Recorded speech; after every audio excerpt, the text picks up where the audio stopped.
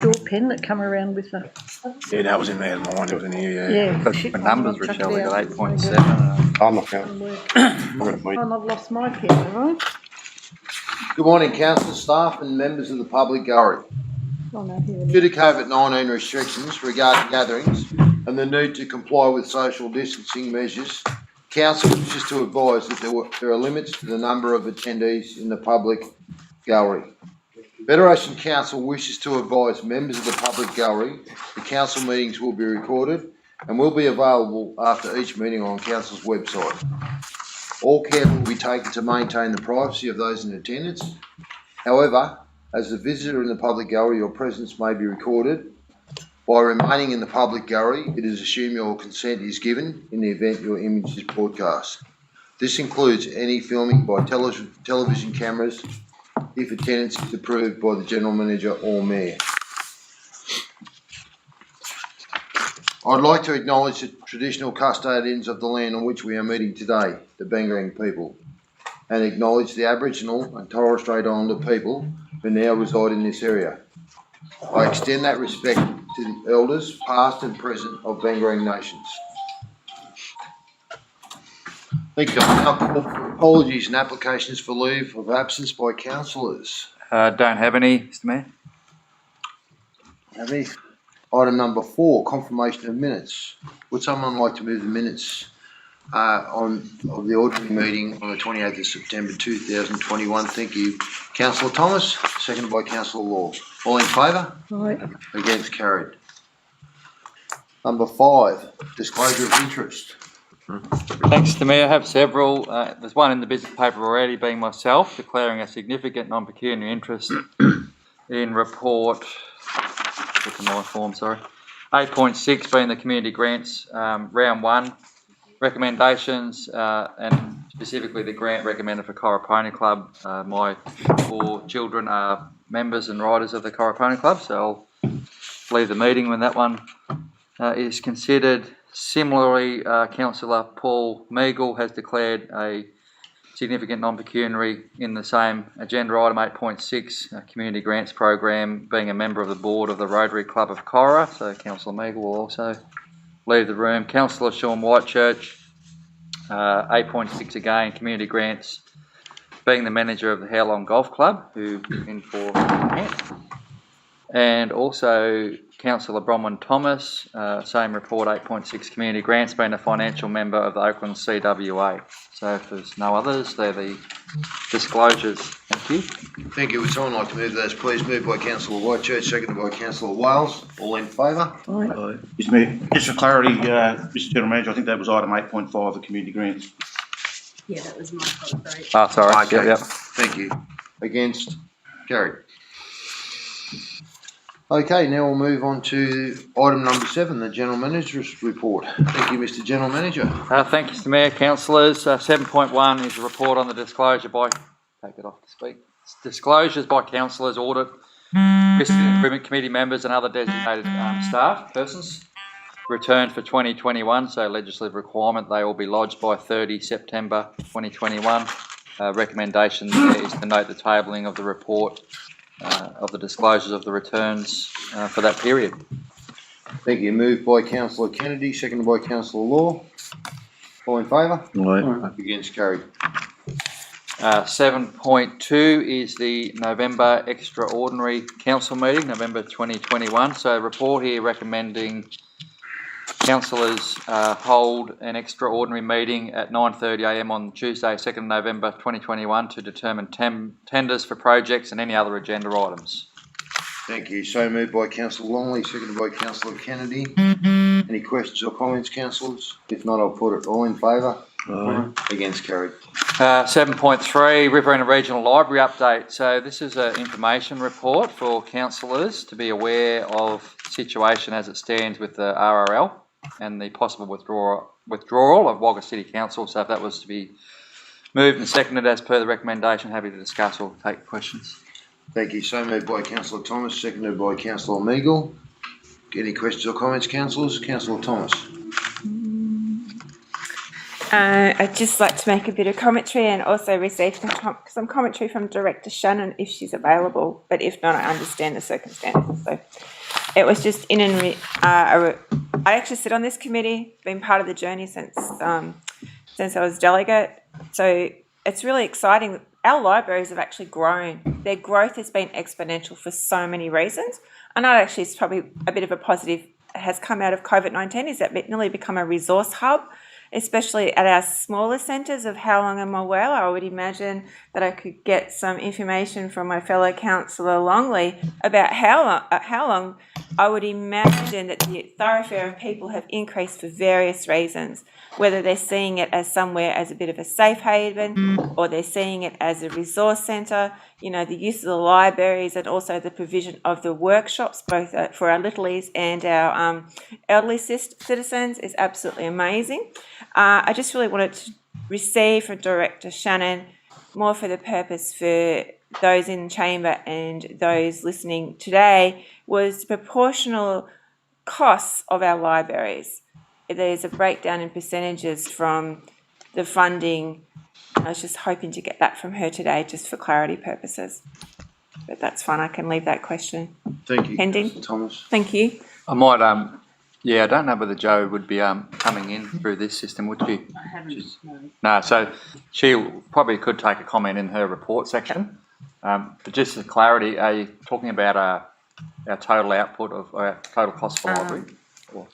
We talked about per capita and some things that we have discussed at Riverina Regional Library level was when we were doing the Renew Our Campaign, Libraries campaign. Yeah. That was a really strong campaign. And I would actually only say Riverina, thanks to Robert Knight, was actually probably at the forefront of that campaign in terms of New South Wales library services.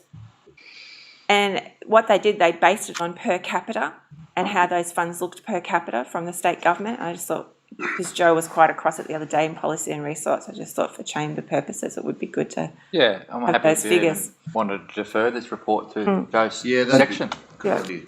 So you want to just move to defer? Would the mover and seconder be happy to move to defer? Thank you. Put that there. All in favour? Aye. Against, carried.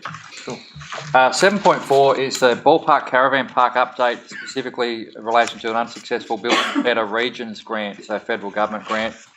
Quite significant grant we were in for, 2.6 million, unfortunately unsuccessful. So just a brief report to note the update report on Ballpark Caravan Park and receive a further report regarding other potential funding streams to allow implementation of that master plan.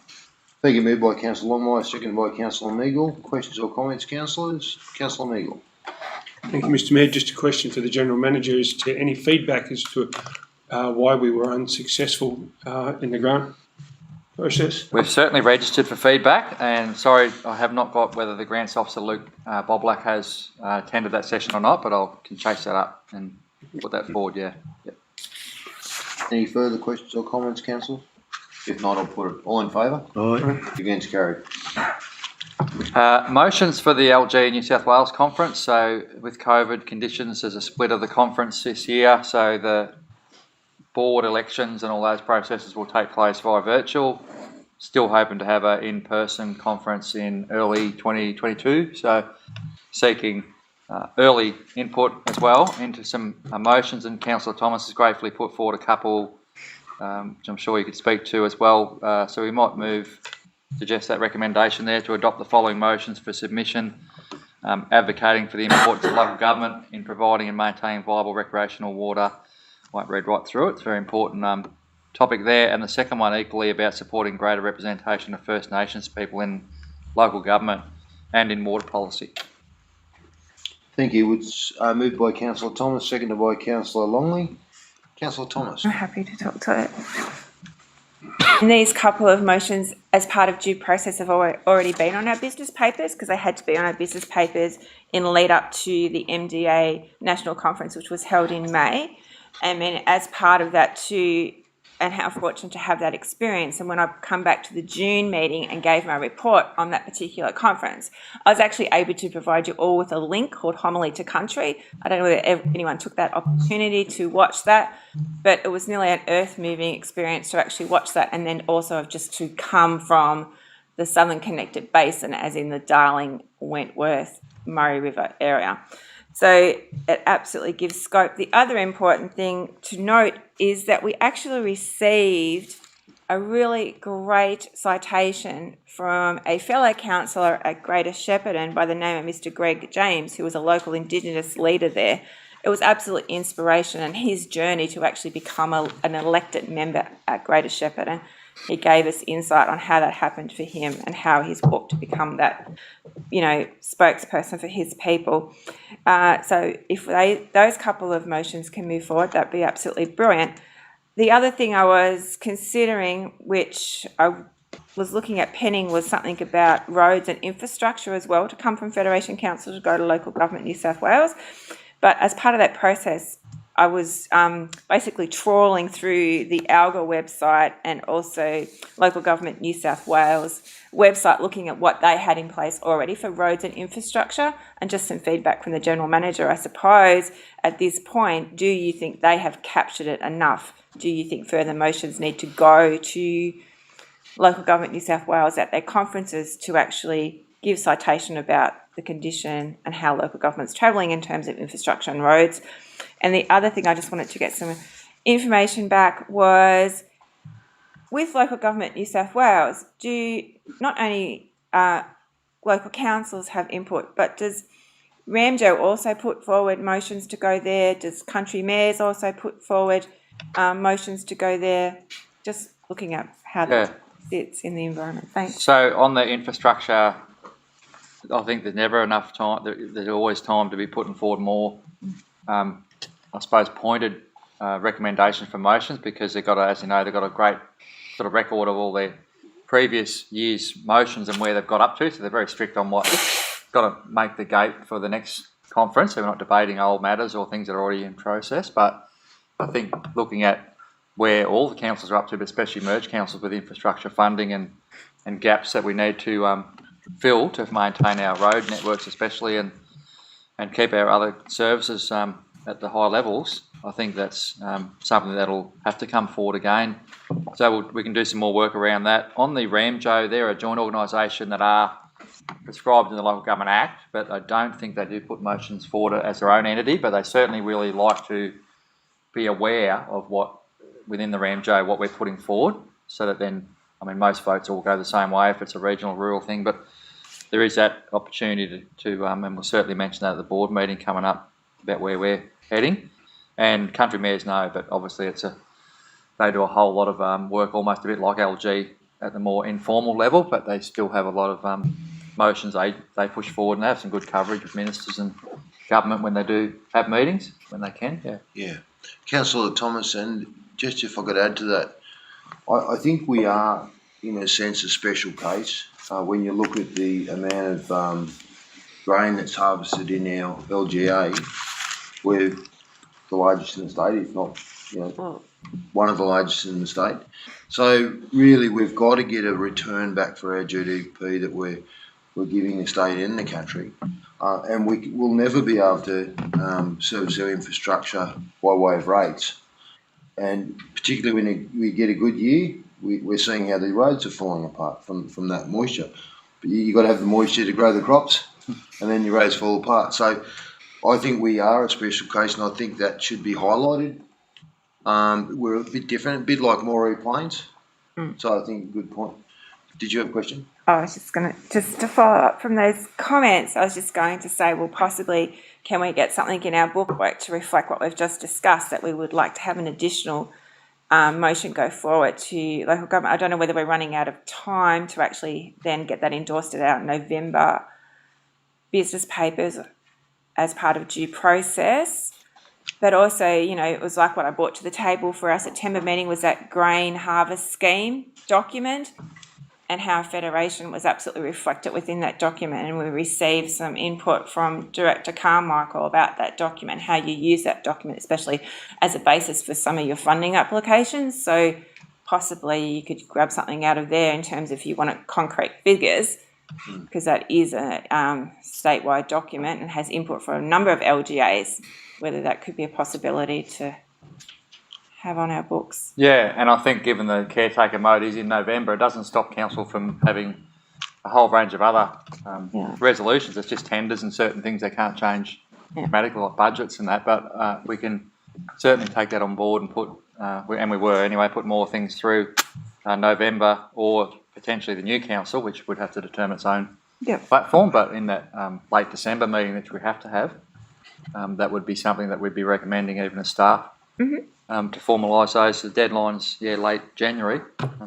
Councillor Thomas, I find that probably one of the most frustrating issues on council is that where I suppose the voice that comes, the messenger to deliver the messages refunding, but we don't have the finances to take out that work. So we need that support big time so that we can carry out and keep our engineers happy. Work in progress. Thank you. Just a quick comment. Given the volume of grain that Federation Council produces, is there a possibility that we can convert that to tonnes per kilometre? My thought, and I don't know our road network at all, but if we could sell the argument that we're putting more tonnes up per kilometre over our roads than anyone else, shouldn't we get preferential treatment? Yeah, I don't think it'd be too hard a mathematical calculation, because Steve might make a comment on the grain harvest scheme. They record pretty well. They do, yeah. They got some excellent data, and they do that report every year, so we've got all the previous ones. The one that Councillor Thomas produced the other day is probably the best, because it showed we produced 16% because the rest of the state was in drought, but that's the ones that you play on. No one else would probably know that in Parliament. So, it's you could do it that way. There used to be a scheme, and I'm trying to find out what happened to it.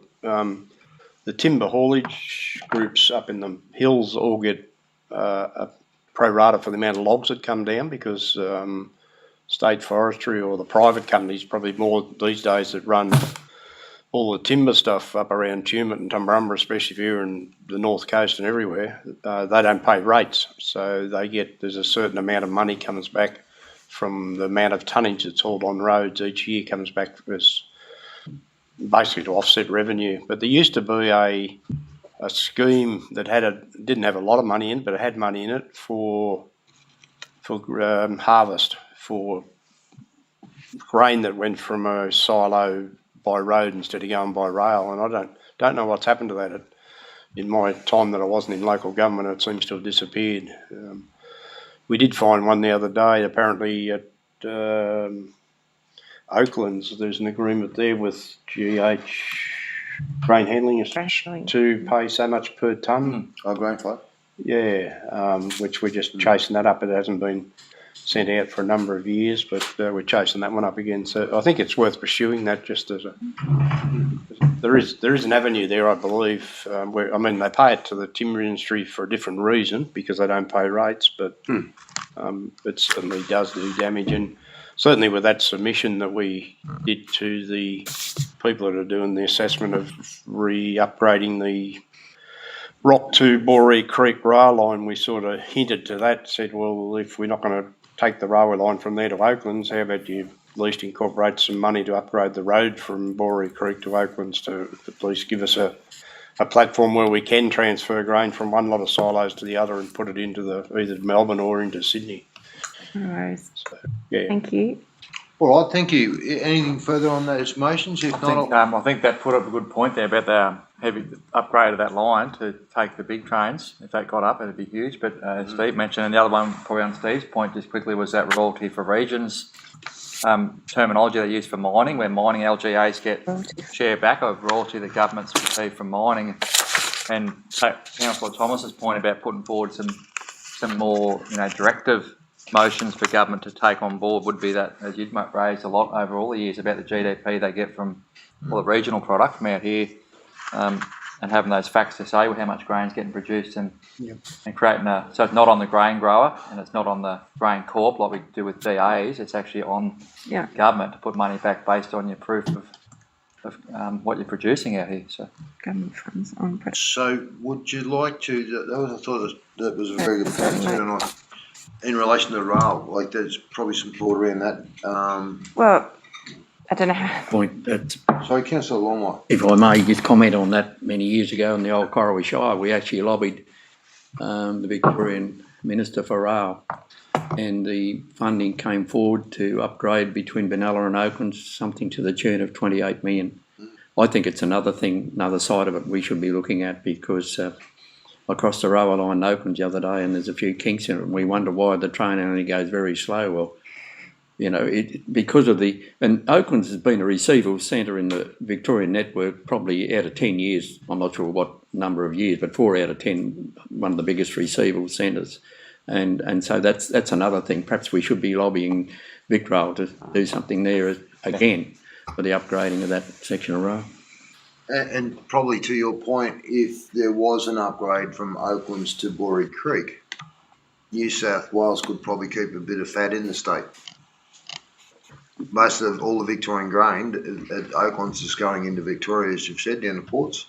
Yeah, during the year just gone past, they've been trying to, because we remember how much grain there was through the region last harvest, but you're looking at difficulties at the ports, whereby a lot of grain ended up going to Portland or somewhere else rather than Geelong because of the hold up at the port. You booked in and you couldn't unload it. So there's all those variables which will be accentuated again with the harvest. We're looking at not only just here, but right up through New South Wales and everywhere you can look. You're talking, I'm not sure what the numbers are, official Bureau numbers, but are bigger again than last year. Thank you, Councillor Thomas. Did you have another comment? I suppose as long as we've captured it, what we were just, considering, and hopefully can get something to the November business papers would be brilliant. Excellent. Yeah, I think it's really valuable because that's, we as staff can put our things forward, but if councillors can help frame the motions in that little discussion like that, it helps us for November. We can put that through November. Yeah, thank you. Thank you. If nothing further, I'll put it all in favour. Aye. Against, carried. 7.6 is on road funding, so that is announcing the round 3 successful applications, Balldale Road. So we have done media, it has been out, but we just wanted to highlight, I guess, where the earlier work has gone on in those rounds as well. So round 1, round 2 is listed out there in the report, and recommending to note the report on the 2.63 million for Balldale Road upgrade, and thank the government, in particular a local member and the Deputy Premier now, and at the time was still Minister for Roads, Honourable Paul Toole, for that program broadly, because it's one that does only go to local roads, which is often hard to get money. It is competitive, as we were talking earlier about. We need more guaranteed funding, but the competitive stuff is still good when our staff put in great applications, and we've been told that before, so we do put in strong ones, and sometimes there's probably a lot that they're able to fund, but they do have to be fair across other shires. So we're credit to the engineering team as well that do that work and put those in. Yeah, excellent. And just added to that, the Do you want to move? Sorry, I haven't moved. I'm sorry, moved by Councillor Longley, second by Councillor Longmire. Questions or comments, councillors? And just added to that was the work that Justin Clancy and Paul Till did. They came down there and had a look at our road, so they gave us a fair bit of time, so it was really pleasing to get an outcome there, and big thank you for that. Any further questions or comments, councillors? Councillor Longmire. Well, I'd just make a comment in regard to the amalgamation of the Nationals and the Liberal Party as a coalition in New South Wales. It's probably better than the footy team amalgamation, because Paul Till, like, he's now the Deputy Premier, but Minister for Roads, and then working in conjunction with the local state Liberal member, they pulled it together. So that's a real good partnership. Thank you. If there's nothing further, I'll put it. All in favour? Right. Against, carried. Thank you, Mr. General Manager. Now we'll move on to item number 8, the Director of Corporate and Community Services report. Good morning, Jay. Good morning, Mr. Mayor. Good morning, councillors.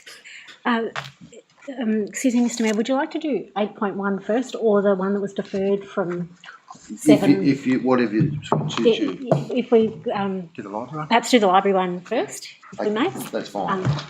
Thank you, councillors. I will just provide you with a brief update on that. We are undertaking a review of our library services, looking at the usage, the cost, the age of the collection, all those sorts of measures. So I do have a draft, so I do have some data to be able to share with you, particularly with reference to the cost per capita. So nationally, the average sits at $39.18 per capita per annum for libraries across Australia. So here at Federation, you're spending $45.36 per capita per annum on our library. So we are a little bit above the national average. I also think it's worth acknowledging that there is state funding coming through to support that. That's at $7.50 per capita. So the balance there of about $38 per capita is being funded by council through general rates on the properties across the council area. So, but there will be further information coming when that report comes to council. Thank you. Thank you. I need I've got a mover and a seconder for that previous recommendation. Put it back up then, yeah, we'll just go back to it. Thomas and me, they deferred it, sorry, yeah, so we'll just get a move now to Yeah. note the original one. And moved by Councillor Thomas and seconded by Councillor Meagle. Any questions, further questions or comments, Thanks, councillor? Joe, for that info. If not, I'll put it. All in favour? All right. Against, carried. Thanks, Joe. Thanks, Mr. Mayor. 8.1 is the financial performance report at the 30th of September 2021. So just some key highlights. The year-to-date income and expenditure are where we'd expect them to be for the first quarter of the financial year. Our cash is above budget, primarily due to the timing of the receipt of grant funding and to the delivery of significant capital works projects. And our total debtors is at $9.9 million, which is down $1.2 million on the previous month. So at this stage of the year, things are as we'd expect them to be. So that report is recommended to you for noting. Thank you. So moved by Councillor Meagle, seconded by Councillor Law. Any questions or comments, councillors? If not, I'll put it. All in favour? Against, carried. Agenda item 8.2 is the financial statements for the year ending 30th June 2021. So the financial statements have been prepared in accordance with the requirements of the Local Government Act and the Australian Accounting Standards and the Local Government Code of Accounting Practice and Financial Reporting. So, and they have been contained in the papers that were circulated to you. They have been reviewed by the Council's Audit, Risk and Improvement Committee last Friday at our committee meeting, and they are now recommended to Council for signing. Probably just a couple of key highlights in there. So in summary, the financial reports recognise $48 million of revenue and $51 million of expenditure, which results in a net operating deficit of $3.5 million. The $48 million of revenue compares favourably to the original budgeted revenue of $41 million, and that's primarily as a result of additional grant funding that has been received by Council during the financial year, such as the funds for the Corowa Sale Yards upgrade, the local roads and community infrastructure program. Those types of programs will receive grant funding for a specific purpose. So from the expenditure side of things, the $51 million of expenditure does not appear to compare so favourably with the budget of $38 million. And that's as a result of two factors, and they're two non-cash factors. The first is the revaluation of roads that was undertaken in the previous financial year. That has resulted in additional depreciation of $3 million being recognised in our operating expenditure. So that will be recognised each year. So it is a non-cash item. Then the other item is that we've recognised $8 million in assets that have been written off. That relates to when we renew an asset, say for instance we renew a road, the existing written down value of that road needs to be written off once we put the new road in place. And so that $8 million actually reflects assets that had a carrying value that we've replaced, and we now have new assets in place of it, and we write that off through our operating statement. So again, it's a non-cash item. We didn't sell them. No, we didn't. No, we didn't sell them. All up, it's a reasonable financial result to be in. At the next council meeting, Council's auditors, Crow from Albury, will present the financial performance to you based on these financial statements and the performance indicators that come from them. So, and it's now recommended to you for noting the report and to authorise the signing of the relevant declarations in the financial statements. Mr Mayor, just a quick question. Yeah, get a move to. Moved by Councillor, seconded by Councillor Meagle and Councillor Longley. Yep. You've written off the roads, $8 million. So what that's telling me our depreciation schedule is sort of not up to speed because we've got some value left in the roads. We haven't depreciated them fully. We are continually looking at our depreciation rates and our infrastructure assets, and it's not just roads, there's other assets in there. I was using roads as an example. There will generally be some value left in a infrastructure asset before we renew it. So effectively, if we waited until the asset was at the end of its life, we'd be having significantly more issues on our roads. We have to renew them as they're coming towards the end of the life, which means they will have some value remaining on them. It's a bit like the dog chasing its tail, isn't it? Because we're giving our depreciation shit or flogging, aren't we, at the moment? It's we do have some challenges with our infrastructure assets, as I'm sure our Director Engineering Services would support me on that. So there are some challenges we're working through to ensure that we are in a position to be able to renew those assets when we need to renew them, and to ensure that we're able to provide the relevant service at an appropriate level to our community. Which, if I could just ask, so would those roads have copped depreciation plus write-off as well? So if the depreciation was added earlier, would they have already been depreciated as well as written off too? Those roads will have had a level of depreciation taken off them over the period of time from when they were originally constructed. So they will have been depreciated down to a certain level, but the level or the written down value won't be at nil. Yes, yeah, okay. There will still be a value in those roads. Okay, so and the value of the new asset then would go on our asset?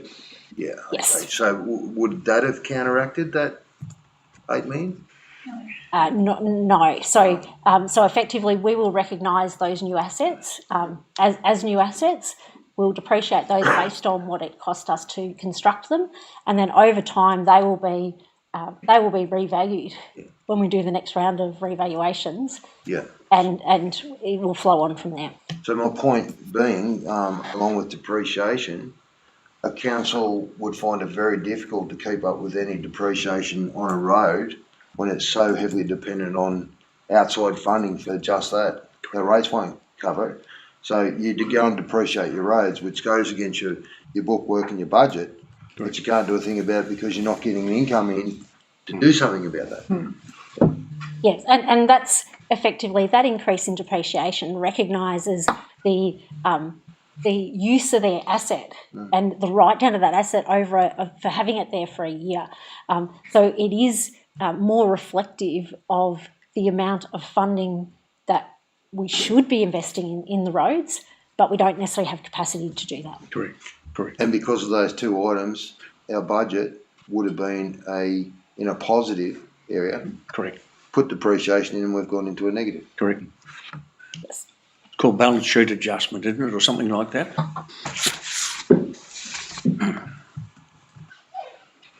I could just quickly comment and say really well done to the team, to Joe and the team and all the rest of the staff that have led into these results too, and will now be further discussed with the auditors. But at the committee meeting the other day, Audit and Risk with Councillor Meagle as well, it was recognised by the committee as well as the auditor that the council's program to preparing our annual statements and timeliness and things that get worked through every year has continually been improving substantially. So I just wanted to say well done to the group. Yeah.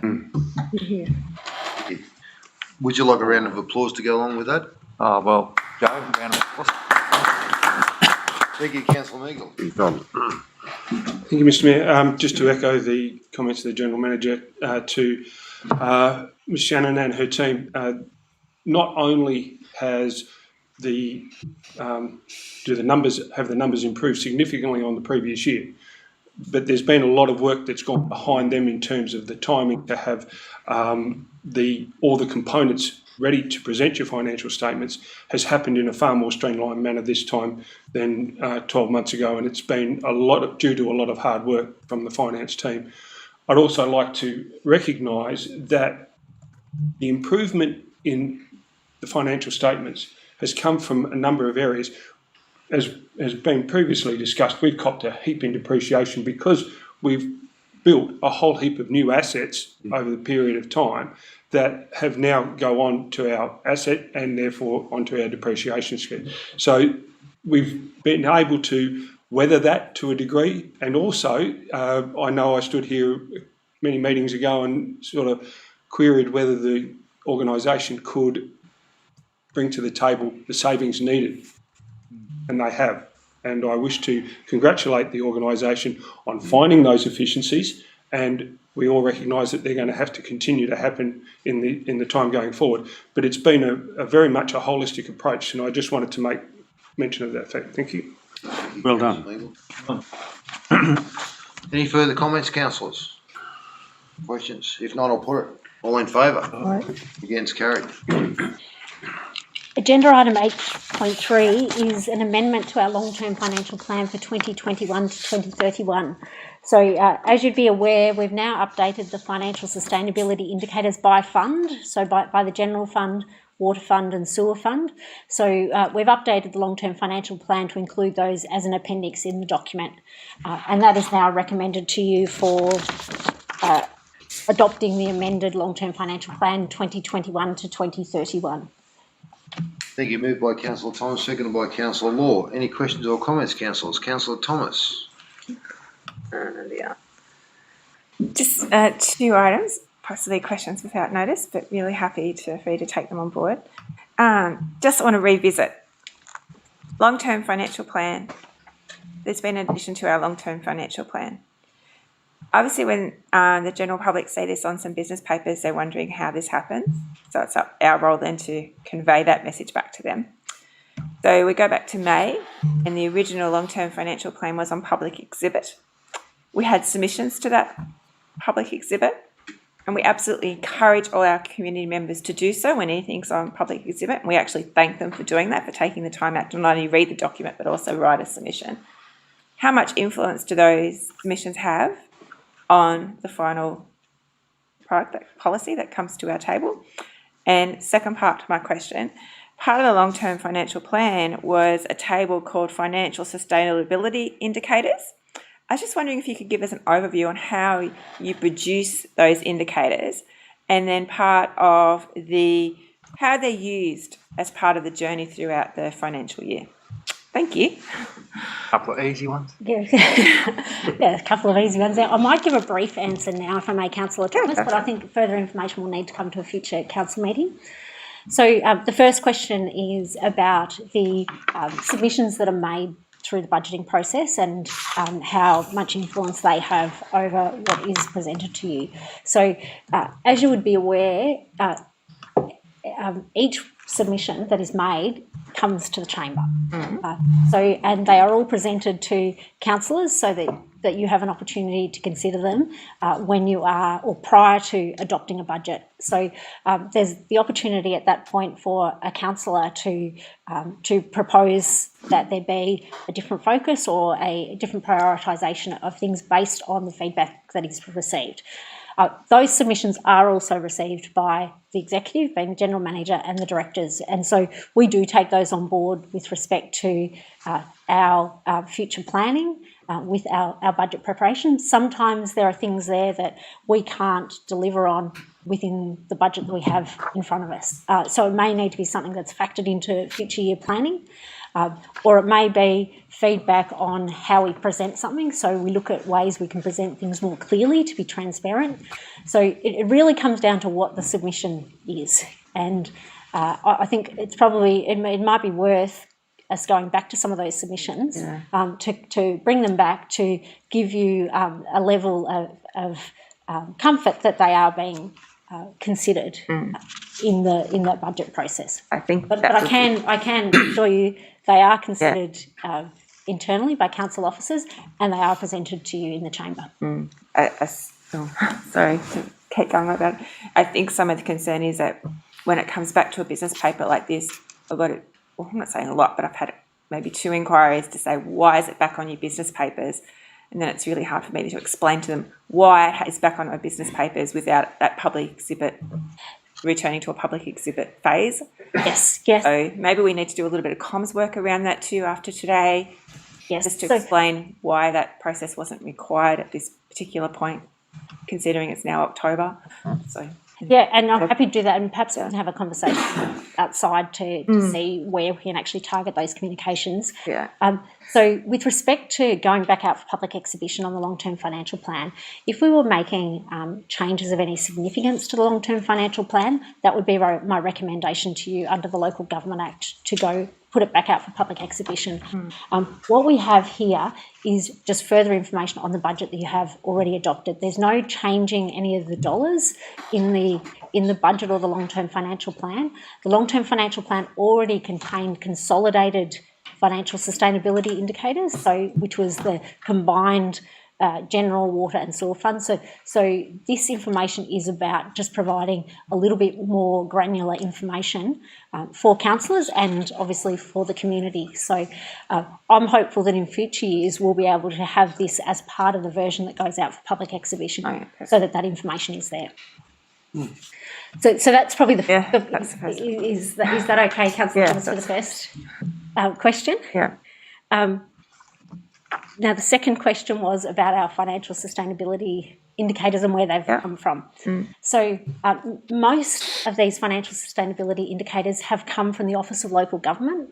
So they are standard measures that are used to report on a council's performance over a period of time. And you'll see in the financial statements, the majority of these indicators are actually reported in our financial statements based on this year's performance and last year's performance. And you'll see over time that we have the picture of how we have actually performed under these performance indicators.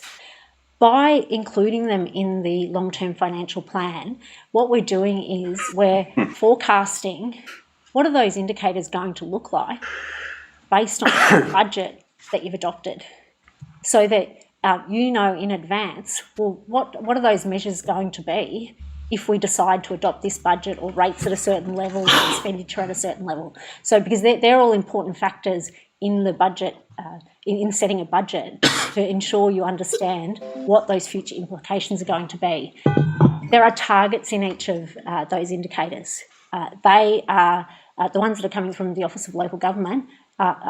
Those targets are set for councils across New South Wales. I think one of them has a different measure for rural and regional councils compared to metro councils, but they are targets that have been established as being a financially sustainable council will be operating, above the threshold or below the threshold, depending on sort of what the measure is. So that's a target for us to be able to work towards. And what we want to see with these financial sustainability indicators is that we are progressing towards the target. So that's where we want to get to. We need to have a plan to get there. So, and that's what the long-term financial plan is about, so that council is able to understand the impact of the decisions you're making today with budgets and things like that. What are those future implications, and does that mean we can still get to the target where we need to get to? And I suppose that's then reflective of the colours that you had within those. I just couldn't quite pick up what the colours meant. Oh, sorry. Yeah. So, sorry, that's probably an omission that I will add that in. That was so great. That is that key. So effectively, if it is green, it is meeting the target. If it is amber, it is close to the target but not quite there. And if it is red, it is it's a fair distance from the target. No worries. Yes, and these indicators need to be viewed with a long-term lens. So there's no quick fixes to these. It's about looking at, okay, where do we want to be in 10 years and making sure we're heading towards that direction. No worries. Thanks. Thank you. If there's no further questions, I'll put it. All in favour? Against, carried. 8.4 is the Corowa Medical Centre. So we have requested support for a donation. So this was deferred from last month's council meeting. So we made some amendments to the report to make it clearer about what the request is about and what the options are to council. So the options that have been considered in this report, there's three options. The first is to provide financial support to the value of the development of the DA fees that were paid on the original DA application, being $4,225. So, and we would need to obtain that from other budgets to be able to fund that. If we were to head down that path, given it is a private entity, we would need to advertise that for 28 days. The second option that's detailed in the papers is to provide financial support to cover all the costs associated with the preparation of the applications required and the statutory fees. So what that is it's the DA fees of just over $4,000 plus the costs of consultants to prepare various reports for the developer to undertake this development. And that's a total of $28,940 that is being requested, and that's per the initial request from the applicant. The third option is to not provide any financial support. So the recommendation before you is to note the report, and the recommendation is that council does not grant financial assistance to the Corowa Medical Centre pursuant to their request. Thank you. Can I have a mover or a seconder? Councillor Whitechurch, did you? Yeah, Mr Mayor, I did call for the deferral of the agenda item at the last council meeting for clarification on what was actually entailed in that claim. At that point, I thought that it was probably a little bit unclear of what the developer was requesting, and I appreciate what the staff have done now to clarify exactly what the developer is after. I also note that the financial assistance being not granted on this occasion. When I looked at that initially, I thought we were going to be able to waive the whole $28,000 as a development application fee at the last council meeting. Clearly, it's now not a development application fee. It's only just over $4,000. As a council, I think medical and those things are certainly very important for our whole shire and probably the beneficiary of over the river as well. But particularly our shire, I think we'd like to be able to put something back to the developer, including the DAP, and I'd like to move a motion that we assist in the financial burden on the developer to the tune of $10,000. If I can get a seconder, I'm happy to speak to that figure, and it can be talked to or discussed. But I'd like to put a motion, something along the lines that we are happy to grant financial assistance to the tune of $10,000. Just for clarity, so you just wanted to check whether there was any mover and seconder on the one as tabled first? On the recommendation. If not, that would become the motion, Councillor Whitechurch, so that's fine. Yeah, that's just, fine. Mayor, just The one a as put. point of order with respect. I think you've got to put it to those that want to vote for it and those that don't want to vote against it. That's moved and seconded though, yeah. that's going to be the process. Yeah. So we've got a recommendation there. We have to deal with that first. Yeah. And if that doesn't get up, then we can move on with the new motion. So do we have a mover for that recommendation? That's already there. It's already there. Have we got the mover? No, I'm sorry, I meant the motion's there. The recommendation's there. There's not a motion yet, unless it's moved and seconded, yeah. Yes. But there's no mover and seconder yet on that one. No. I'll move it to, Are you moving it, Councillor Longley? The recommendation? yes, just recommend Seconded by Councillor Longley. debate. Okay, this is the vote. No, debate now. Just debate. debate, I'm sorry. And So Longley for it. Get Longley to speak for it first. Yes. Yeah. Would you like Councillor Long? No, self-explanatory. Okay. Councillor Law? Thank you, Mr Mayor. Against? Against? Yes, in a past life, a very enjoyable life, I was the last chairman of the Corowa Hospital until the New South Wales government decided that hospitals didn't need boards anymore. They preferred to pay people than have it done for free, voluntary. Now, I realise that this is a private business, but it's a very remarkable step forward for the services of our town. Not only for the services of our town, for the services of our hospital. It will mean that we'll most likely get more doctors with visiting rights to the hospital, which will give much more use of the hospital and keep our beautiful little hospital going. I understand that we have supported Oakland's and Urana doctors. That is a different situation. They are much more an area of need than Corowa, but this is still an area of some need. And our medical services are one of the most important things. We're an aged population and it's something that we need for the aged people, but we've also got a lot of younger ones and we need to keep going forward. Also, this is a chance if this goes ahead and goes well, that they may continue on to provide for Mulwala, who has no medical services yet. It's a very good chance that that will happen, and I think it's very important. I would like to see us cover 50% of the cost. I know that it's a lot of money, but we've done a lot for the other areas. I've supported the other areas, Oaklands and Urana, but I think it's time that we support the services that are available in Corowa to keep us going, to save people going to Albury. At the moment, going to Albury's almost dicing with death with the COVID problems they're having there. And if we can stay in Corowa and provide these services in Corowa, not only for Corowa, but for all the surrounding areas, Rutherglen, it's something that we really need. It's a remarkable step forward in our services, and I am fully in support of providing some assistance, preferably 50%, to this job. Thank you, councillor. Take it forward. Yes, that falls, can I have someone, another speaker for the motion, please? Just a question. Councillor Longmire, sorry. I just had a question, Mr Mayor, that's all. Yeah, you're welcome. Thank you.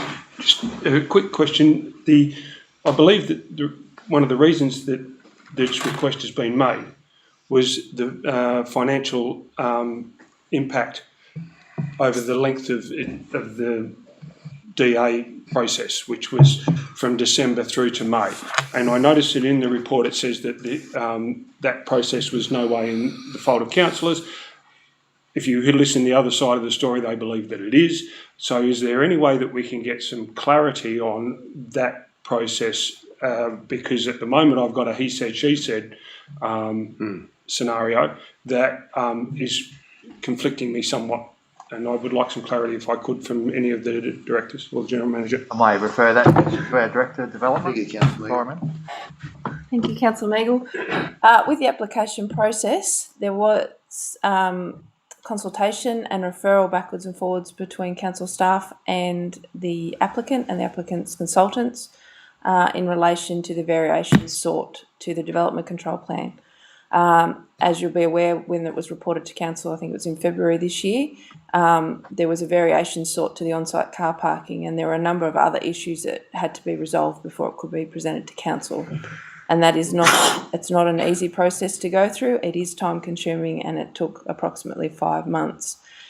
With the application that has been lodged and is currently in the system being assessed, we've been negotiating that for 3 months prior to it even being lodged. So there are a number of issues. It is not a straightforward development, and it is seeking variations to council's controls.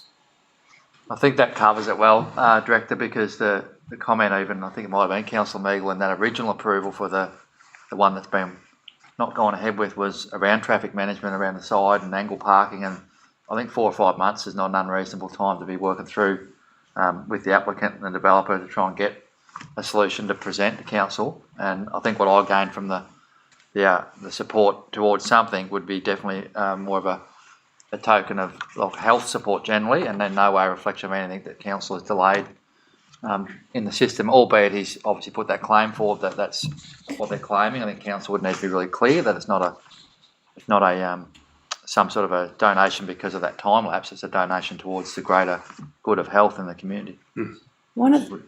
Just to comment, one of the other delays was, if you remember the plans and had a look at the plans, they required the consent of the health department to actually be able to have vehicle manoeuvring around their site. So that was a delay of probably 3 or 4 months alone, just on that particular matter, to make sure that it was legal for them to be able to proceed with their development. Thank you. Thank you. Just to Speaker, sorry, I'll speak for the recommendation.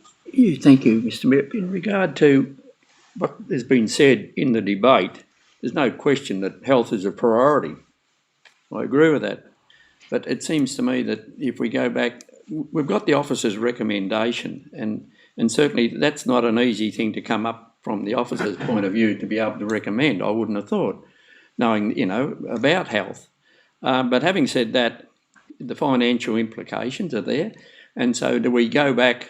I'm supporting the recommendation for the opportunity So if it comes back to another way of doing it, certainly not the 28,000, but to resolve the 4,000 DA in some sort of an opportunity, that's where I would go. Yes, okay. Thank you. Councillor Thomas. Right. I'm going to be talking against the recommendation on our business papers. I've got a few reasons to outline. The main one is that we sit in chamber today and we reflect on two documents. We reflect on our delivery plan and our operational plan. And as you can see in our business papers, we are here to improve the health system within our council area. And we're also here to advocate for health services that meet the needs of our community. I'm going to say 2 years ago, Councillor Whitechurch and myself met with Doctor, and we also met with an NDIS provider within our community here in Corowa. And Justin Clancy, our local member, was also in the room. And we've seen these plans, and how exciting to see these plans. Yes, they were the proposal of the 2-storey building, but what more excited me was to think that an holistic approach was going to come to our health system here in Corowa. And as you also would be aware, we've had representation from Morwela, 2 formats, both from the Morwela RSL sub-branch and the Morwela Progress Association in terms of medical services and the emerging issues happening in Morwela. And they have really been highlighted since COVID-19 and accessing medical services nearly 100% across the river. And they've become difficult for our community. So not only do we have to consider what happens here in Corowa, we have to consider to have that futuristic approach to our other townships, including Morwela. So therefore, I would like you all to consider declining this recommendation based on what I've presented to you. And in terms of a monetary value, I'm really happy to go with the fit for the room and what people's appetite are. I mean, I was thinking initially just the option that was here on our business papers of the $4,000 and something, but we can work around that. That's it. Thank you. Thank you. If it's okay with the councillors, I would like everyone to be able to have a say on this. If anyone wants to speak, and we've had a speaker against. Is there anyone else that would like to speak for it?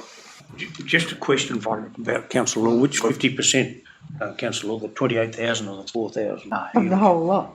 I think 28,000. the 28,000 is including the 4,000, Yeah. isn't it? Yeah. So you're looking at 50% of that? Yeah. Right, thank you. Councillor Kennedy. Yeah, I'm happy with what Councillor Law was saying. Like I was thinking, originally it was just probably the DA that being the council from Morwela, like we're the only major town in the shire that hasn't got doctor surgery. That's right. Not the facilities. We haven't got a childcare centre. No. I'm going to be very passionate about that for the future. Hopefully, if I get back on council, but and I've had taken phone calls from Dr. Aon about this, and he did contact me one day, and I said, Doctor, it's got to go to the council. It's got to be supported by the whole of the council. It's very exciting for Corowa to have what he's going to build in town for that. And we are an ageing population, which it's been proved by all the things we get presented. We're not getting any younger.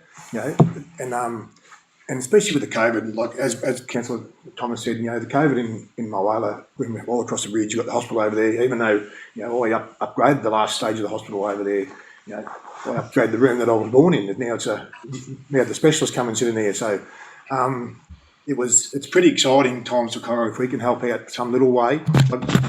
Overall, it's a $2 million job or whatever it is. It's, whatever we're going to give them is pittance really compared to what the big picture is. That's my say on it. I thought, obviously Joe's got to try and find the money, which is the hardest part. We've got to pinch it from somewhere. I've pinched Peter to pay Paul, but we've got to sort of look at it as if it's an investment in the township. That's my thing. And for the people of Corowa, this would be a real big money. Well, it's a big thing because I'd love to have this get built in Morwela, I tell you. So thank you. Thank you. Councillor Whitechurch, would you? Yeah, Mr Mayor, I'd just like to echo Councillor Law and Councillor Kennedy's words in exactly the things about Morwela and the value, as I said in my previous comments, where I thought $10,000 would have to put it to council to discuss if that was the way the councillors had thought. I think, yes, we've really got a duty for health, and if we can't support health, what can we support? I am against the recommendation. In saying that, I take on board our directors' comments, and we know how diligent we have to be and how diligent the staff have been in the past 12 months to get us to where we've got to and moving forward. I'd be happy to be looking at basis of health, not the private investor, that the health and the surrounding area is going to benefit. And if it meant that we went for half the value and we reduced our community grants by $7,000 in each allocation next year, take it from 60 back to, $7,000 off each one, brings it to $23,000 instead of 30. The community is the beneficiary of this health centre. So I can't recommend it. Councillor Longmire. Yeah, I think where we're going in a like thing here, we're trying to work something out. Would it be possible through the process to go with a recommendation and then start another one and go along the lines that we can assimilate how much money we can afford? We're sort of guessing each way here at the moment, and we come up with some structure where we can support the project in some way. And what I intended to do, Councillor Longmire, was to not precise meeting procedure for and against. I just wanted to give all the councillors a say. It's a very important issue. Cover that. Then we'll vote on the recommendation, whether to support it or knock it back. If it got knocked back, well, then we would then put a new motion in place, as you're saying. Yeah.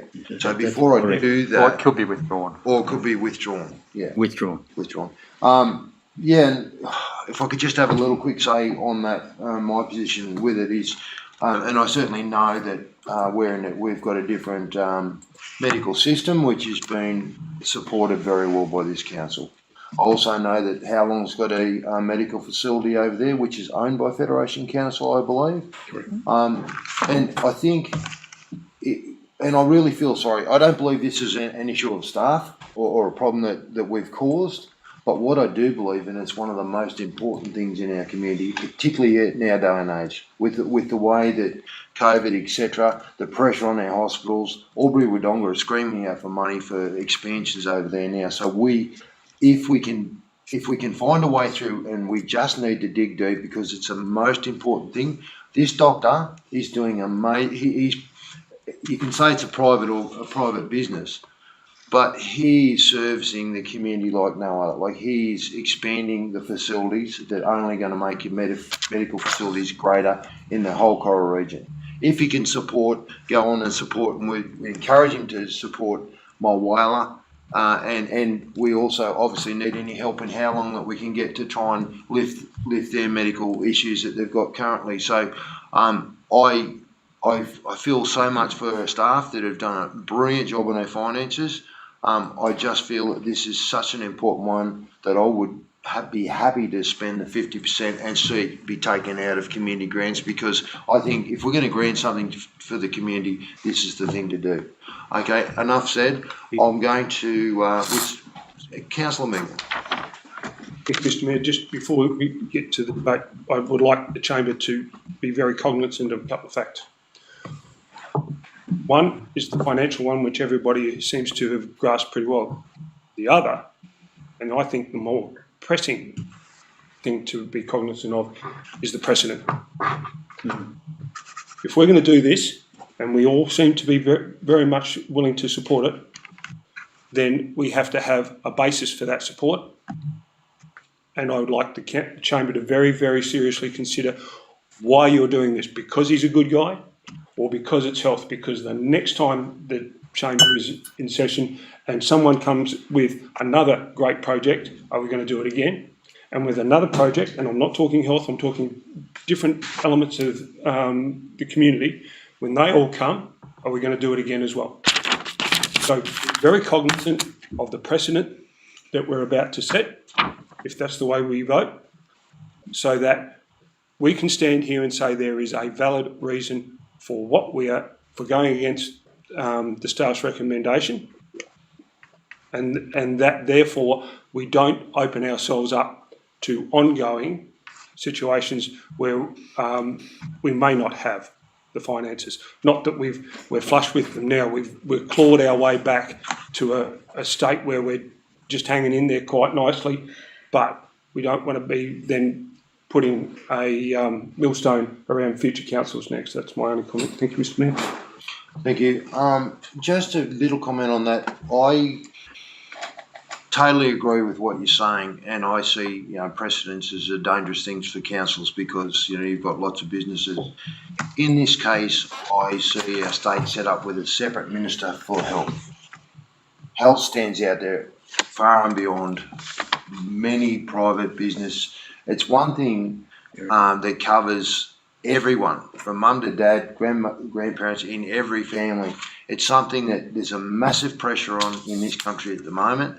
And we just need a very strong future for health here. And if we've got the opportunity to put in and build that, I don't think that will be part of a precedence, because obviously if a chemical retailer, builder, completely different. It's more an individual business. I think health is a standout. As I said, there's a Minister for Health in the state, and I think that it's probably cleared the lines, I would hope, a bit that way. Councillor Long. If I may, within the guidelines of debate, this is such an important issue that I'm hearing, that we're going forward. We want to do something, we want to support it, and as a council, if we're recognised as supporting it financially, with nothing against the planning department, because with their support, we could then go forward and say, how about we get some funding to upgrade our hospital further too? Because we're willing to back the community, we're willing to put our money up somehow, and then ask for some more funding if we can to do whatever's necessary. Go further, go up, keep going. Thank you. Okay, I think we've had probably ample conversation. Would you prefer to just go with Withdraw the recommendation. Yeah, put the new motion and withdraw the recommendation. What's up to Councillor Longley and Longmore? Yeah, You happy with is that? that what you'd like to do? Motion Okay. withdrawn. Motion withdrawn, and now I'll go back to Councillor Whitechurch. No, thank you, Mr Mayor. Well, in light of the recommendation being withdrawn and the debate and discussion through the journey, I'd like to move a motion that we support the developer to the tune of 50% of the request. Well, that voice to Two text. requests. Voice to text. The money comes from? Sort of. And the Director of Finance finds the money. In discussion during the middle of the motion, if that's an option that we can investigate you think fit, Director Shannon, that we take that out of the community funding for the following year over the two things, I'll be happy to conclude that in the motion. So the council support the developer to the tune of 50% of the requested amount, with the funds potentially being withdrawn from community grants for the future years. Yes, yeah, and that's what I had contained in the paper, that if you wish to support it, that would be the budget that it would come from. Absolutely. So We also need to make sure we factor in the public exhibition period. There's a word missing.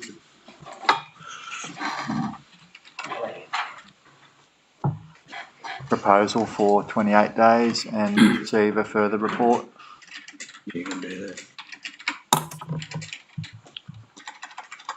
On this matter. Did the tune off? I do that. Mr. Deputy. Sure. Thank you. We finished there. Wording. I do need a seconder for that motion. Sorry, Paul. Seconded by Councillor Kennedy. To the tune off doesn't sound quite. Quite musical. No further questions or comments? I'm going to. No, wait a minute. I'd like to make a comment on the wording, please. Sorry, not happy with tune? In the tune of. That was what he said. Councillor Longley. Yeah, Better. I believe we need to specify health in this for the amount of. process, so it's not a Yep. generalisation, and that we're supporting the health purely because of that, nothing else. Take tune of it. Councillor Whitechurch, Councillor Longley would like the word health incorporated, so it Delete specifies the a tune of. specific Yeah, that's fine. support.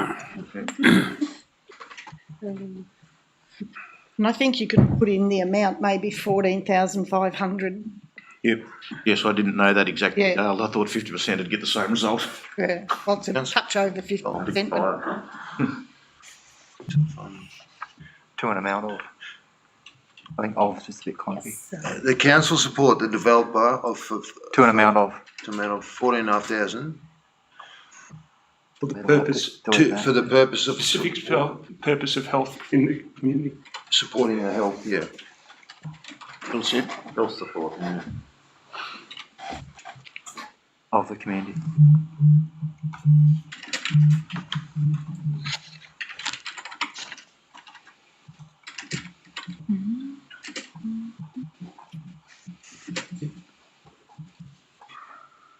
Getting there now. Happy with that? Councillor Meagle? We happy with that? Any further discussion? Councillor Thomas, did you have? No, You didn't? Okay. Yeah, looks like Whitechurch Meagle, is that who you? I have, yeah, Councillor Whitechurch and, no, Councillor Whitechurch and, Councillor Kennedy. Kennedy. The council support, yeah, we've seen it there, Tread. All in favour? Aye. Against, carried. Thank you. Did you want to? Yeah, someone likes to move that we break the morning tea? Moved by Councillor Moore, seconded by Councillor Law. All in favour? Councillor Whitechurch was already out. Looks like we're not breaking. All in favour? Aye.